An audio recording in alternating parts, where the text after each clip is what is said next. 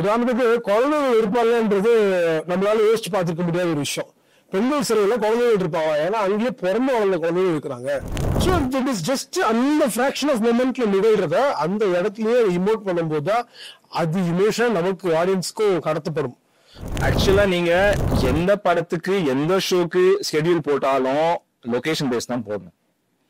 Location பேஸ்ட விட இன்னொன்று இருக்கு தெரியுமா, ஆர்டிஸ்ட் அவைலபிலிட்டி. அதுதான் முக்கியம்.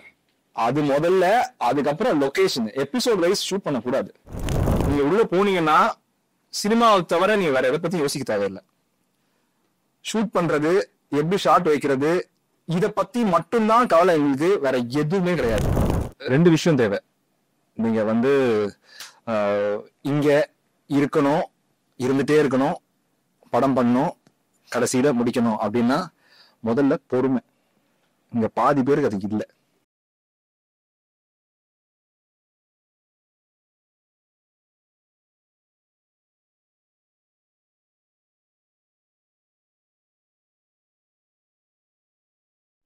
கலர்ஸ் எப்படி சூஸ் பண்ணுங்க?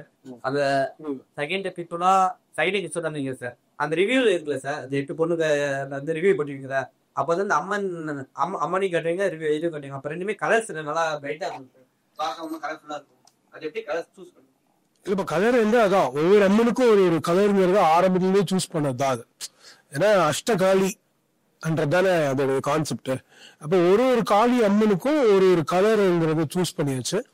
அப்போ அந்த அந்த அம்மனுடைய அந்த கேரக்டருடைய தன்மைக்கு ஏற்ற மாதிரி அந்த கலர்ஸ் ஒவ்வொரு கலருக்கும் சூஸ் பண்ணி தான் அதை அவளுடைய காஸ்டியூம்ஸையும் மெயின்டைன் பண்ணியிருப்போம், அம்மனுடைய அந்த அலங்காரத்திலையும் மெயின்டைன் பண்ணியிருப்போம்.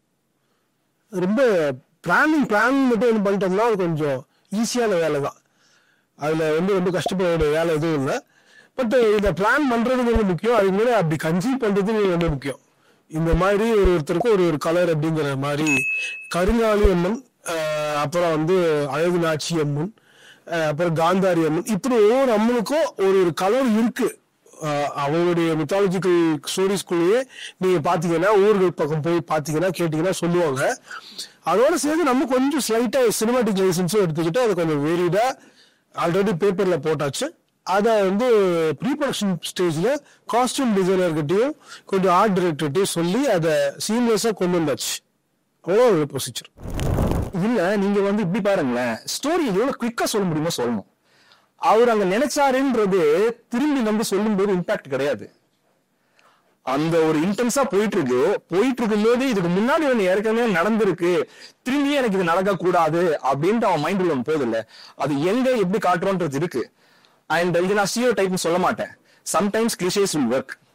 எல்லாத்தையும் கிளிஷேஸ் சொல்லக்கூடாது நம்ம. ஆனா எனக்கு இதுல என்ன புரியும்னா, அது எப்படி ஸ்டீரியோ டைப் என்ன இருக்குன்னு எனக்கு தெரிஞ்சுக்கலாம். கிளிஷே அவர் சொல்ற கிளிஷே என்ன இருக்கு?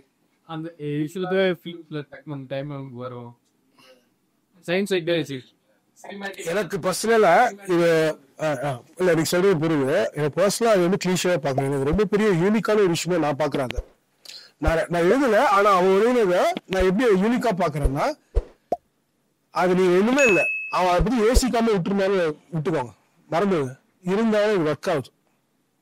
இருந்தாலும் அவன் என்ன பண்றான், 2 குழந்தைகளுக்கு உள்ள போடுறாங்க. இவன் போறான், போய் தண்ணிக்குள்ள குதிக்கிறான், 2 உயிர்களை காப்பாத்திட்டு வந்துட்டான் போது இது டிராமால எதுவுமே குறையல. ஆனா எப்ப அது ஆடப்பாகுதுன்னா, அவனுக்குன்னு ஒரு கில்ட் இருந்துச்சுங்கிற ஒரு டீட்டெயில் இருக்குல்ல, அதை நம்ம எப்ப தெரிஞ்சுக்கிறோம்னா இப்பதான் தெரிஞ்சுக்கிறோம். ஓஹோ, இவனுக்கு 2 உயிரை காப்பாற்ற முடியாம போனதுக்குன்னு ஒரு கில்ட் எத்தனை நாள் இருந்திருக்கு. இவன் இது செஞ்சிடல, ஆனா அவனுக்கு அந்த ஒரு பதட்டம் இருந்துச்சு அப்படிங்கிறது இருக்குல்ல, அது ரொம்ப யூனிக்கான இமோஷன் அது. சோ என்னன்னா, உங்களுக்கு இப்ப நான் சும்மா கேக்குறேன், அவன் சொன்னமான இந்த படத்தை அந்த இடத்துல அந்த இமோஷன் சொல்லல. முடிஞ்சதுக்கு அப்புறமா அந்த குழந்தைகளை காப்பாத்திட்டாரு, சும்மா வெளியில வந்துட்டாரு. வெளியில வந்த அப்புறமா ஏதோ போலீஸ்காரங்க கிட்டயோ இல்ல நந்தினி கிட்டயோ, நல்ல வேலைப்பா அந்த 2 குழந்தைகளை காப்பாத்திட்டேன், போன தடவை நான் அந்த குழந்தைகளை காப்பாற்ற முடியாம போனதை நினைச்சு பார்க்கும்போது இப்படின்னு டயலாக் போயிட்டு இருக்கும்போது டயர்டாகி நீங்க ரிமோட் மாத்தி போயிடுவீங்க. It's just fraction of second. அந்த இமோஷனோட கனெக்ட் பண்ணி பாக்குறது இருக்குல்ல. இதே மாதிரி இன்னொன்னு இருக்கு. முத்து அப்பா கிட்ட அழும்போது கட்டிப்பிடிச்சாலுவா, அவளுக்கு சின்ன வயசுல அவர் கட்டிப்பிடிச்சு போனதோட மேட்ச் கட் பண்ணிருப்போம். அவங்க யாருக்குமே தெரியல அந்த எபிசோட்ல வரும். ஸோ இட் இஸ் ஜஸ்ட் அந்த ஃபிராக்ஷன் ஆஃப் மொமெண்ட்ல நிகழ்றத அந்த இடத்துலயே இமோட் பண்ணும்போது தான் அது இமோஷன் நமக்கு ஆடியன்ஸ்க்கும் கடத்தப்படும். அதனால யூஸ் பண்ற சாய்ஸ் தான் அது. மற்றபடி அது ஆடியன்ஸோடைய ஒவ்வொருத்தருடைய கருத்து தான் அது. அது வந்துட்டு உண்மையிலேயே வந்து முன்னாடி வந்த படங்கள்ல இருந்து டிஃப்ரெண்டாக இருந்தது சார். க்ளோஸ் டு ரியாலிட்டி அப்படின்னு ஒன்று இருந்தது. இதே மாதிரி மாலினி 22 பாளையங்கோட்டையை பார்க்குறப்போ மகளிர் சிறைச்சாலை வந்துட்டு கொஞ்சம் வித்தியாசமான அணுகுமுறையில் இருந்தது. எனக்கு இதில் பார்க்குறப்ப என்னென்னா அதை விட இன்னும் டீப்பராக வந்து ரிசர்ச் பண்ணியிருக்கீங்க அப்படின்னு ஒன்று தோணுது. நான் இந்த சீனெல்லாம் வைக்கிறப்போ ஜெயில் இப்படி தான் காட்டணும் படம் எதுவும் சென்சாரில் எதுவும் சொல்கிறாங்களா, இல்லைன்னா அதுக்கான ஆரண்டி ஒர்க்கு நீங்கள் எங்கே போய் யாருன்னு கேட்டு தெரிஞ்சுக்கிறீங்க? நான் வந்து அந்த மாதிரி எதுவும் நடக்கல, சென்சார்ல இது மாதிரி கொஸ்டின்ஸ்ல எதுவும் கேட்கல. ஒரு பர்டிகுலர் ஜெயில் ஒரு ஒரு மேலிட அதிகாரி ஒருத்தர்கிட்ட நாங்கள் டிஸ்கஸ் பண்ணி டீட்டெயிலா எல்லா இன்ஃபர்மேஷனும் வாங்கணும். ஜெயிலுக்குள்ள போய் பார்க்கறதுக்கான வாய்ப்பே கிடைக்காது, ஆப்வியஸா உங்களுக்கு தெரிஞ்சிருக்கோம்ல. ஆனா ஏதோ இடத்துல எங்கேயோ இடத்துல ஒரு பர்டிகுலர் ஜெயில வேற ஒரு ரீசனுக்காக ஒரு ஆண் எம்ப்ளாயி இருந்திருக்காங்க. அவர் ஏழை சந்திக்க முடிஞ்சிச்சு. அப்ப அவர்கிட்ட நிறைய டீடைல்ஸ் எல்லாம் கலெக்ட் பண்ணோம். எப்படி இருக்கும், ஸ்ட்ரக்சர்லாம் என்னவா இருக்கும், எதுவா இருக்கும். அங்கதான் ஒரு முக்கியமான தகவல் என்ன வந்துச்சுன்னா, ஆண்கள் சிறையில மட்டும்தான் வந்து உள்ள 6 மணிக்கு உள்ள போனா வெளியே வர முடியாது. ஆனா பெண்கள் சிறையில அப்படி கிடையாது. வெளியில இருக்கிற அந்த பெரிய அந்த யூனிட்டோடைய கதவை மூடிடுவாங்களே தவிர்த்து செல்லோட கதவை மூட மாட்டாங்க. ஏன்னா குழந்தைங்க இருப்பாங்க, பெண்கள் இருப்பாங்க, அவங்களுக்கு உடனே பாத்ரூம்ஸ் பயன்படுத்தணும் திறந்து வச்சிருப்பாங்க. அப்படிங்கிறது ஒரு முக்கியமான தகவல். அங்கதான் நமக்கு அது கிடைக்குது. ஆண்கள் சிறையில வந்துட்டு ஒரு பிளாக்குக்கு ஒரு ரெஸ்ட் ரூம் வந்து ஓப்பனா வச்சிருப்பாங்க சார். பெண்கள் சிறையில அந்த மாதிரி எந்த சீனுமே உங்க இதுல இல்ல, எல்லாமே தனித்தனியே அதுக்கான இது இருந்தது.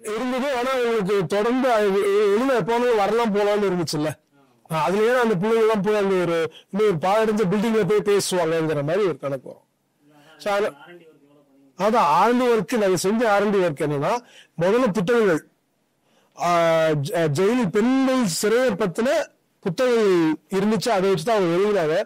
அதுக்கப்புறமே நாங்க டிரெக்ஷன் பண்ணும்போது அந்த ஜெயிலர் கொஞ்சம் பேர் இருந்தாங்க, அந்த அதிகாரிகள்கிட்ட போய் நாங்க பேசணும்.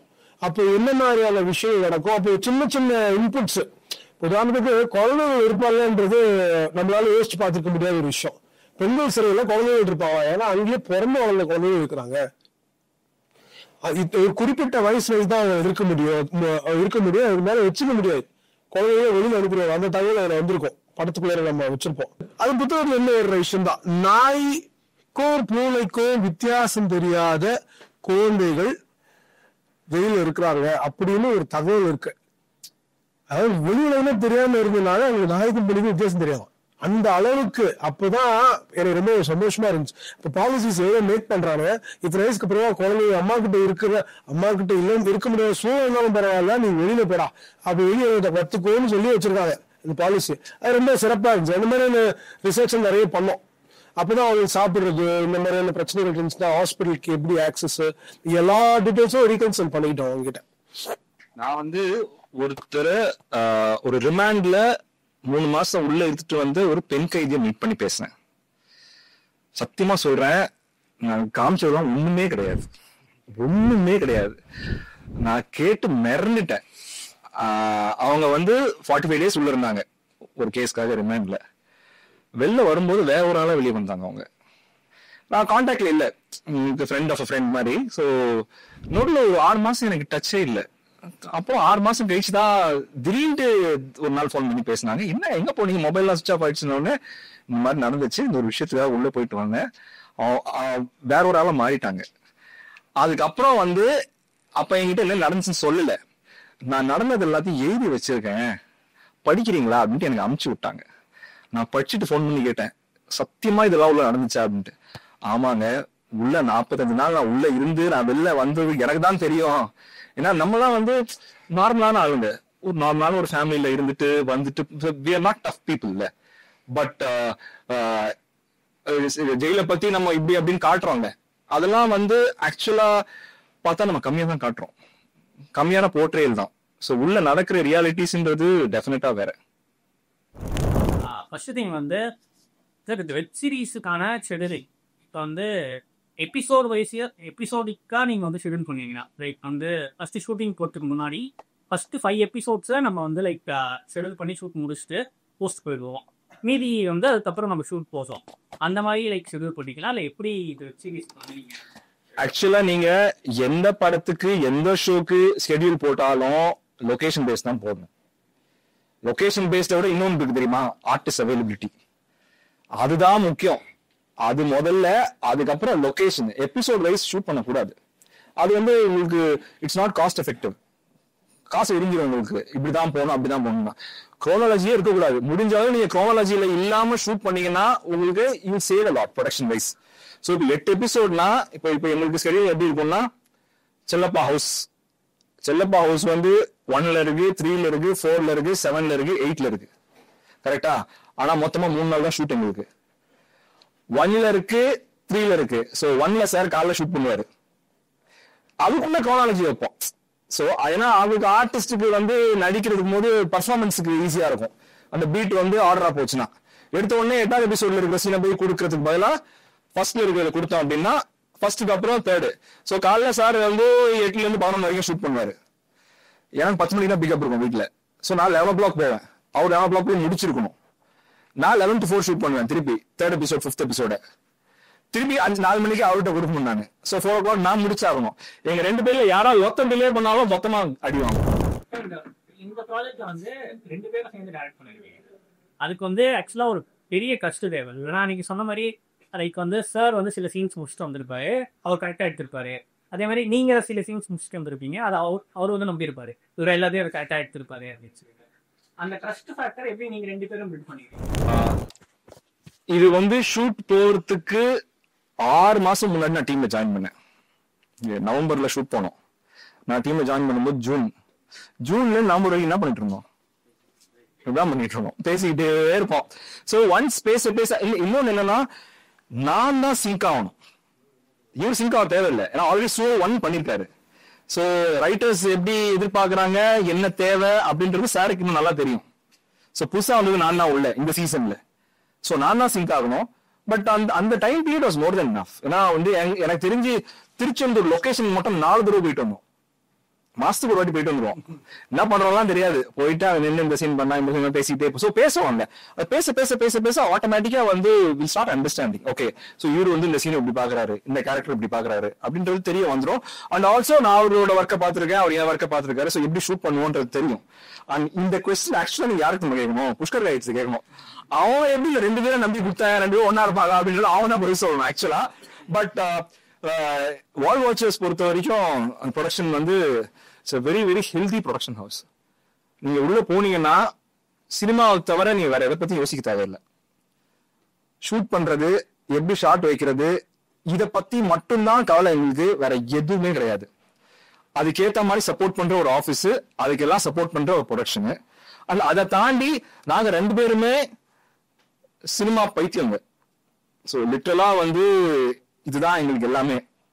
செத்தாலும் பரவாயில்ல, ரோட்ல பிச்சை எடுத்தாலும் பரவாயில்ல, சினிமா தான் அப்படின்ட்டு இருக்கிற 2 ஆளுங்க. அது ஒரு பாயிண்ட்ல உங்களுக்கே தெரியும், சிங்க் ஆயிடும். சிங்க் ஆனதுக்கு அப்புறம் வந்து we don't have to worry.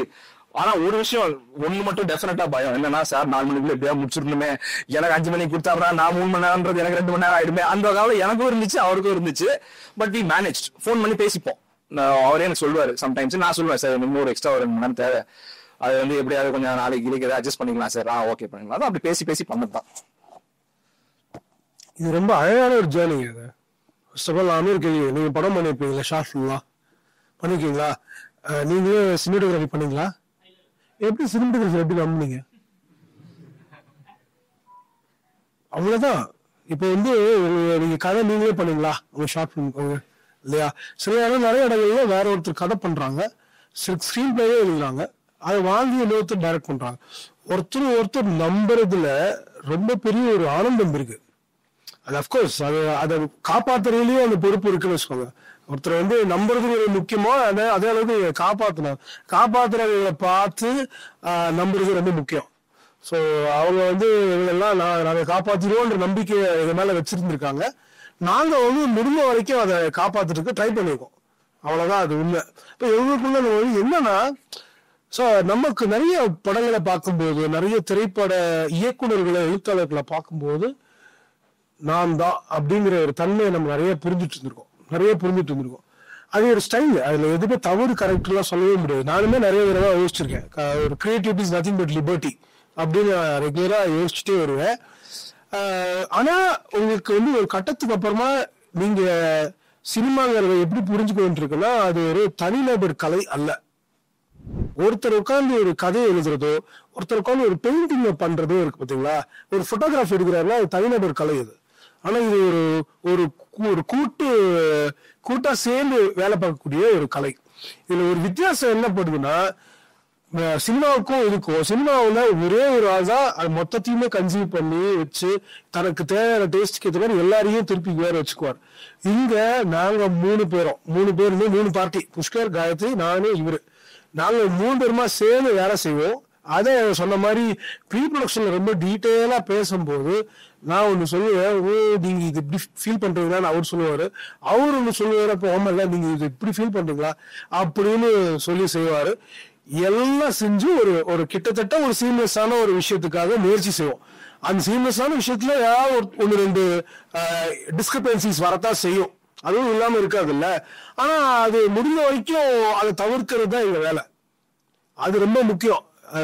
நம்பிக்கை இல்லாம நீங்க ஒரு கூட்டு முயற்சியில எங்கேயுமே ஈடுபட முடியாதுல்ல. இந்த ஸ்டூலை தூக்கம் வந்தாலும் எதுனா தூக்குவானா ஏன் நம்பி உங்களுக்கு சந்தேகம் இருந்துச்சுன்னா நீங்க இந்த பக்கம் தூக்க முடியாது. அப்போ சேர்ந்து அதை ஒத்து வரபோதுதான் அந்த கலையை சிறப்பா செய்ய முடியும். நீங்க படம் பண்ணும்போது உங்க கூட இருக்கக்கூடிய சக கலைஞர்கள் எப்படி நம்புவோ அதே மாதிரி ஈக்குவலா நம்பலாம். தைரியமா நம்புங்க, ஒன்னும் ஆக போறது கிடையாது. ஒரு ஸ்டெப் ஜாஸ்தி போய் இன்னும் ஒரு ஸ்டெப் முன்னாடி போய் ஏன் சீக்வன்ஸ்ல வர ஒரு சில விஷயங்களை இவர் ஷூட் பண்ணிருக்காரு, இவர் சீக்வன்ஸ்ல வர ஒரு சில விஷயங்களை நான் ஷூட் பண்ணிருக்கேன். அதுவும் பண்ணிருக்கோம். அது வந்து பேரானந்தமா இருக்கும்.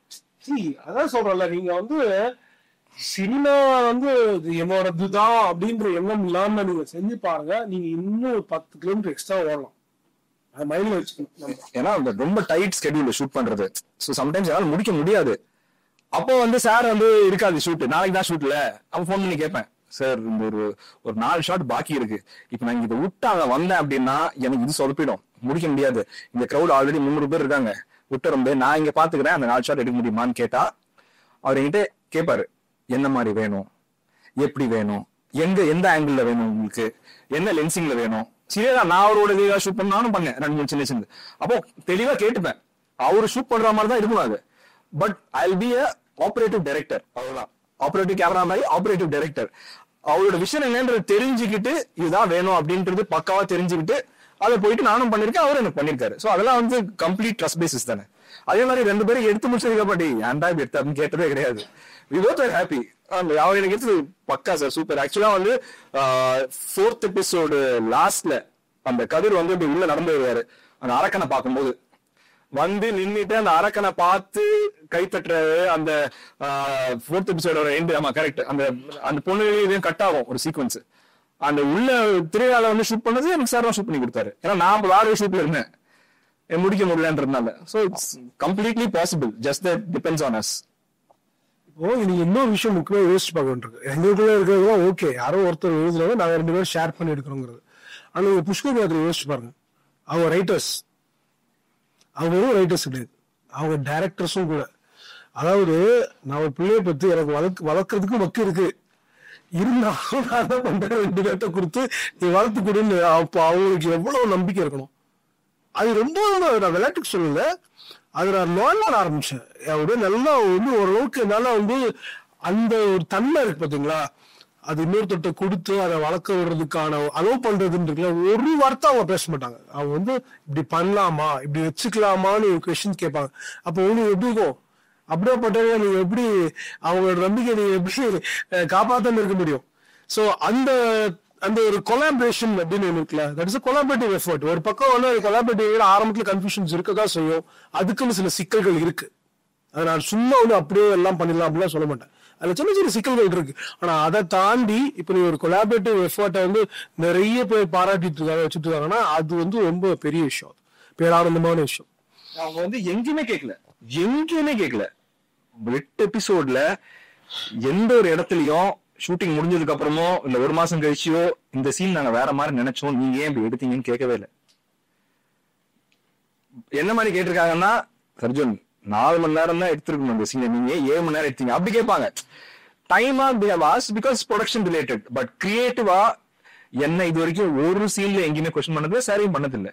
பிகாஸ் தேனோ, ஏன்னா நாங்க டிராவல் பண்ணிட்டு தான் போயிருக்கோம். திடீர்னு ஷூட்டிங்ல போயிட்டு அன்னைக்கு போயிட்டு நின்றுட்டு அவங்க எழுதினதை எடுக்கல. நிறைய பேசி பேசி பேசி பேசி ஒரு வேர்ல்டு எங்களுக்குள்ளேயே ஒன்று ஃபார்ம் பண்ணி அந்த வேர்ல்டுக்குள்ளதான் எல்லாருமே இருக்கோம் அப்படின்றத நம்பி அவங்க எங்கிட்ட கொடுத்தாங்க, நாங்க அதை பண்ணோம்.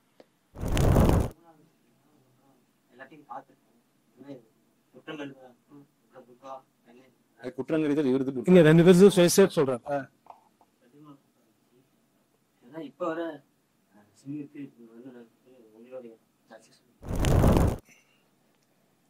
2 விஷயம் தேவை. நீங்க வந்து இங்க இருக்கணும், இருந்துட்டே இருக்கணும், படம் பண்ணணும், கடைசியில முடிக்கணும் அப்படின்னா முதல்ல பொறுமை. இங்க பாதி பேருக்கு அது இல்லை.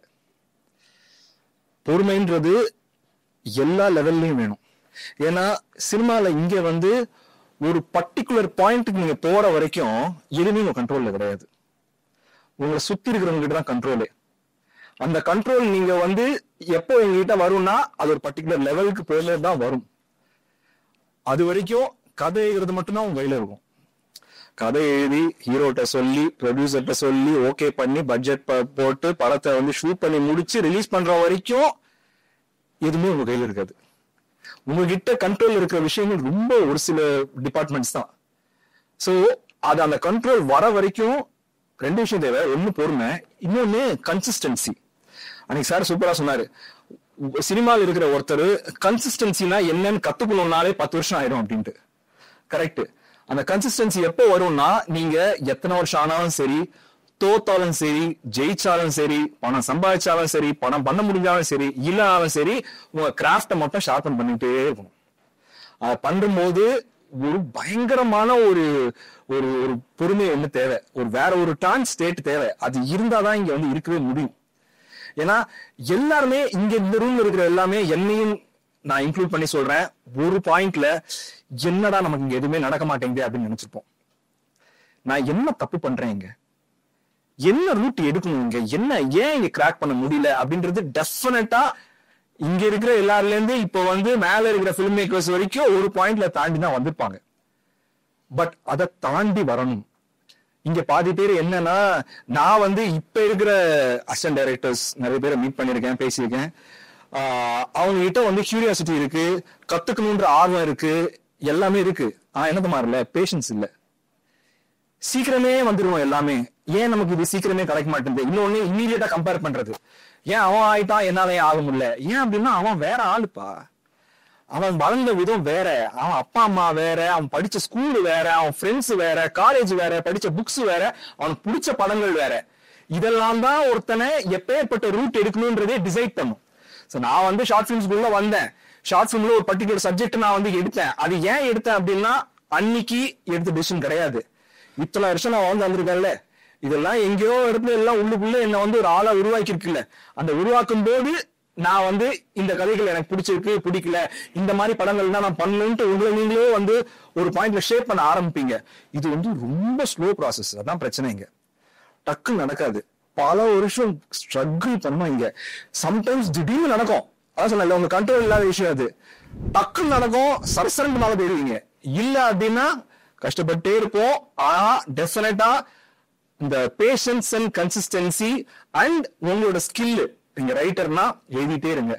டைரக்டர் அப்படின்னா உங்க கிராஃப்ட்ல பக்கத்துல இருக்கும். நான் சொல்றேன் வந்து நீங்க போயிட்டு படம் பண்ண முடியல, அந்த படம் பண்ண முடியலன்றதுக்காக அந்த 5 வருஷம் சும்மா இருக்க கூடாது, இருக்காதீங்க.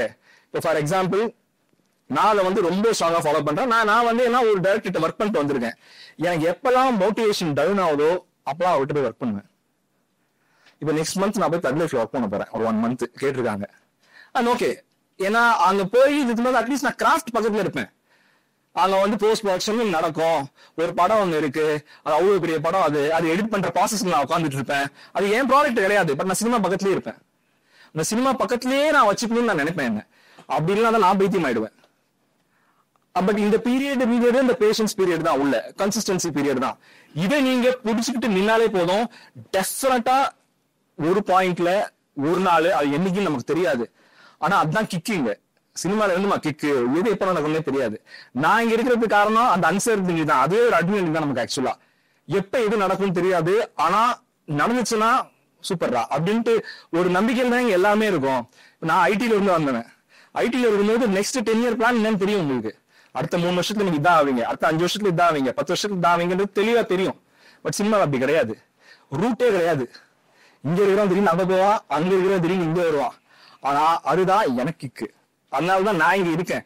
ஒருவேளை இங்க வந்து எனக்கு 20 வருஷம் கழிச்சாம நீ டேரக்டர் ஆக முடியும், வாய்ப்பே இல்லப்பா அப்படின்னு சொல்லிட்டா எனக்கு எனர்ஜி போயிடும். ஏன்னா இங்க இருக்கவே முடியாது, மோட்டிவேஷனே இருக்காது. பட் இங்க அப்படி கிடையாது இல்ல. Anything can happen any time. It cannot happen also, it might happen also, it will happen also. எதுவுமே தெரியாது நமக்கு. பட் அந்த டைம் பீரியட்ல பொறுமையும் கன்சிஸ்டன்சியும் இருந்தா definitely will hit it one day. ஏன்னா பொறுமை கன்சிஸ்டன்சி ரொம்ப ரொம்ப ரொம்ப முக்கியமான விஷயம். ஆனா இதுல வந்து ரொம்ப இப்ப அடிப்படையா நீங்க மேலும் யோசிக்க வேண்டியிருக்கு. அதாவது நிறைய படங்கள் நம்ம பார்த்துட்டு இருக்கோம், இந்த படங்கள்லாம் ஜெயிக்குது, இந்த படங்கள்லாம் தோக்குது, இந்த மாதிரியான படங்கள் தான் வந்து செய்ய முடியும். ப்ரொடியூசர்ஸ் எதிர்பார்க்குறாங்க, ஆக்டர்ஸ் எதிர்பார்க்குறாங்க. இதெல்லாம் ஒரு உரமை வச்சுட்டு நீங்க யாரு, உங்களுடைய யூனிக்கான கதை என்ன, அதான் நீங்க ரொம்ப முக்கியமா ஆழமா தேட வேண்டியிருக்கு. நம்மளுடைய கதை என்ன அப்படிங்கிறத தேடி அந்த கதையை கொண்டு வந்து அதை நீங்க வெளிப்படுத்த ஆரம்பிக்கணுமே தவிர்த்து எது ஜெயிக்குது, எந்த படம் ஓடுது, இந்த டைம்ல யோசிக்காதீங்க. இந்த டைம்ல யோசிக்க கூடாதுன்னு நினைக்கிறேன். நீங்க யாருங்கிற you need to acquire the respect as a writer director. அது அது அது எதை கொடுக்கணும், அந்த ரெஸ்பெக்ட் எது கொடுக்கணும்னா உங்களுடைய அதான் முகத்துல மூக்கு கண்ணு வாய் எல்லாம் எல்லாருக்கும் இருக்கு. ஆனா ஒருத்தருக்கும் முகம் வேறையா இருக்குல்ல, அதை யோசிச்சு பார்க்கணும். உங்க எல்லாருக்கும் கதைகள் இருக்கு, எல்லாத்தையும் காதல் கதைகள் இருக்குதா செய்யுது. ஆனா ஒரு கதை வேற வேறையா இருக்குல்ல. அப்போ அந்த யூனிக்கான ஒரு கதையை நீங்க கொண்டு வர்றதுல தான் உங்களுடைய வெற்றியோட ரகசியம் இருக்குதுன்னு நான் நினைக்கிறேன். அதை எப்படியாவது கண்டுபிடிங்க. நம்மளும் கண்டுபிடிச்சோம், வேற யாராலையும் கண்டுபிடிக்க முடியாது. ஏன்னா ஆடியன்ஸ் வந்து அதை பார்க்கறதுக்கு தான் ஆசையா இருக்கும். இவன்ட்டா இருக்கக்கூடிய ஒரு வித்தியாசமான ஒரு கதை என்னவா இருக்கும், இது எப்படி பார்வை எப்படி மாற்று வேற ஒரு பார்வையை எப்படி இதை பார்க்க முடியும், அதுக்கு இதை எப்படி பார்த்தோம் அப்படின்னு நேற்று ஒரு குறும்படம் ஒன்று பார்த்தோம். முந்தா நேற்று மன்னாசைன்னு சொல்லி ஒரு குறும்படம் பார்த்தோம். அதுல வந்து ஒரு ஆல்டர்பாயா இருந்த ஒருத்தனுடைய கதை தான் அது. ரொம்ப ரொம்ப புதுசா இருக்கு. எத்தனையோ படங்கள் பாக்குறோம்ல, எத்தனையோ படங்கள் பாக்குறோம், இன்டர்நேஷனல் மூவிஸ் பாக்குறோம். ஆனா இது ஷார்ட் பிலிம்.